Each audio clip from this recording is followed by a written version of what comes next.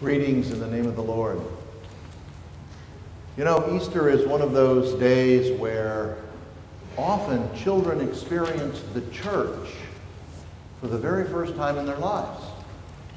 There are lots of amusing stories that I begin with relative to Easter. The couple that's very irate, and they're in the narthex, and they say, "Imagine him not remembering our name. We were here at exactly this time last year." And then there's the little boy, Andy, who appears in church for the first time in his whole life. And he returns home. His parents didn't go. His grandparents dragged him to the church. And his mom and dad at the Easter brunch asked Andy what he experienced. And Andy said, "Well, there was this dude named Jesus. And the Romans and the religious people of that age were going to electrocute him. They were going to kill him on false charges. But right in the nick of time, his friends and family got AK-47s. They got a tank. They got mortars. And so they kept this from happening. And it turned out that Jesus is alive." Dad looked at Andy with askance and said, "Is that what they told you in Sunday school?" And Andy said, "No, but you wouldn't believe what they told me in Sunday school." We are here with the same statement of Scripture, "I believe, help my unbelief."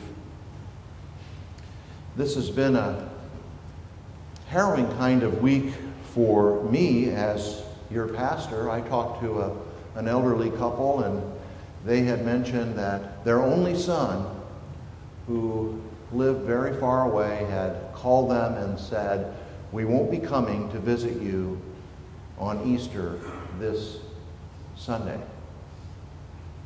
They dared not look at each other. I talked to someone who was called into her supervisor's office, and the supervisor said, "You're no longer welcome to work here. Clean out your desk by the end of the week." I talked to someone this week, and they had talked to a doctor, and the doctor said, "The cancer has returned." I spoke with yet another young lady who said that her husband of 8 years had announced that, "I don't love you anymore." This is the world that we come to at Eastertide. Craig Barnes, a well-renowned theologian, would say that Easter provides us more hope than we can handle. In the midst of death and broken relationships and all the horrible things that happen to us in this life, Jesus says, "Do not fear those who can only kill the body, but fear the one who can drag the body and the soul into hell forever." On a more positive note, bring you to heaven forever. Don't worry, I'll be getting to a positive note soon. I have been privileged to experience deathbed encounters, people who were dying. Probably the most touching of all deathbed experiences was with a 9-year-old girl who was finally going to succumb to leukemia. And you don't forget times like this. She said, "Pastor Mike, Mom, Dad, do you see the angels? Do you hear them? They're coming for me. They're coming for me." We were able to say, "Yes, we hear them coming for you. And we know where you're going." It's more hope than we can handle. beloved friend of mine in Tallahassee, Florida, was on his last day of life, and his family and friends and neighbors were all around him, including the new associate pastor who knew even less then that he knows now. And I told Jeff to comfort him. All of these people in this hospital room, they all love you.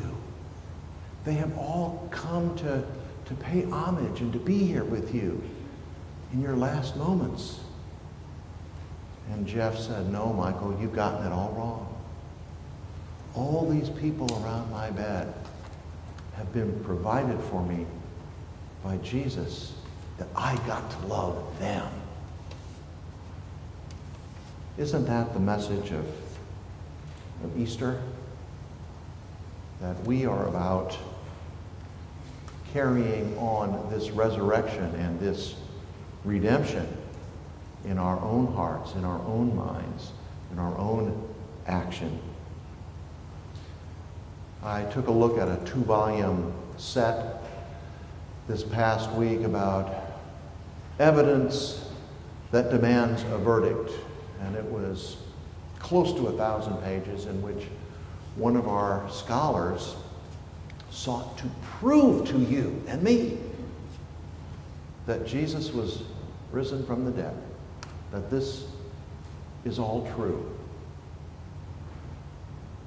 Well, if you go down that road, as I did, you'll probably come back unfulfilled. Jesus is not looking for detectives. He's looking for followers. The good news of this morning is that Jesus lives inside of you and me. That quite literally we will take Jesus inside of ourselves at Holy Communion. That's where Jesus lives now, inside of you and inside of me. What good news! If Jesus is only at the right hand of God the Father, that really limits him. But if Jesus is inside you, we've got a whole new world, a whole new playbook, a whole new understanding of life itself. I once met a Roman Catholic priest where I went to divinity school, and he was once a missionary to Japan, and he began preaching to Zen Buddhists who were his friends there in Japan. And one of the Zen monks approached him after his preaching and said, "It's not real unless I see the resurrection in you. Unless I see your redemption, your resurrection, then I might believe what you're preaching."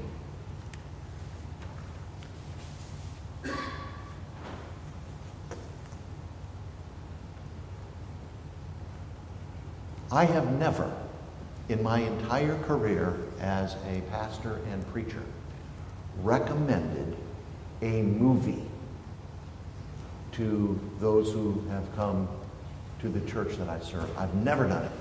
Never recommended a movie. I remember when I was an adolescent, I saw the Charlton Heston version of Ben-Hur, and I cried through most of it, and it changed my life. I'd have to say Ben-Hur did more to convert me to adult Christianity than any vacation Bible school.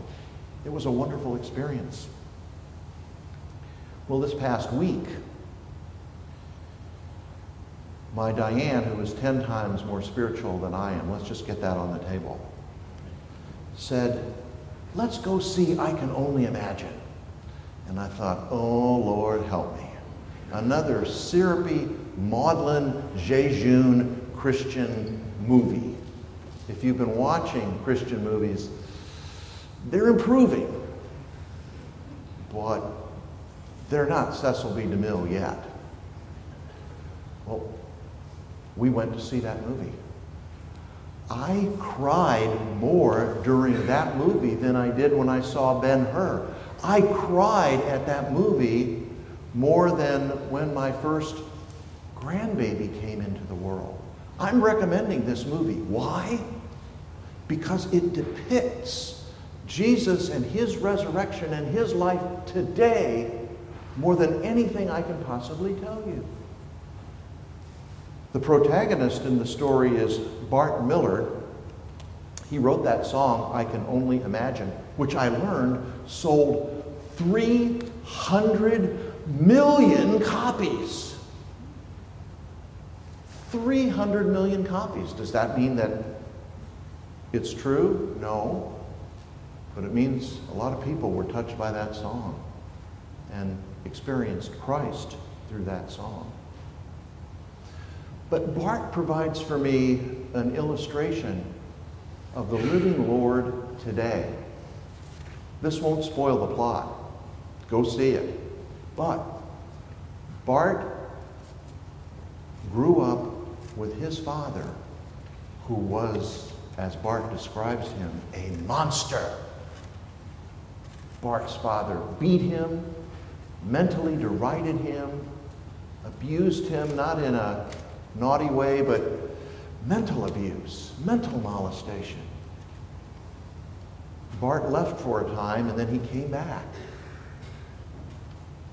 And his dad had started to go to church. And his dad turned his heart over to Jesus Christ. And Bart tells us in this film, my dad was a monster. But Jesus made him someone I could be friends with. That's the miracle of how Jesus lives in our world today.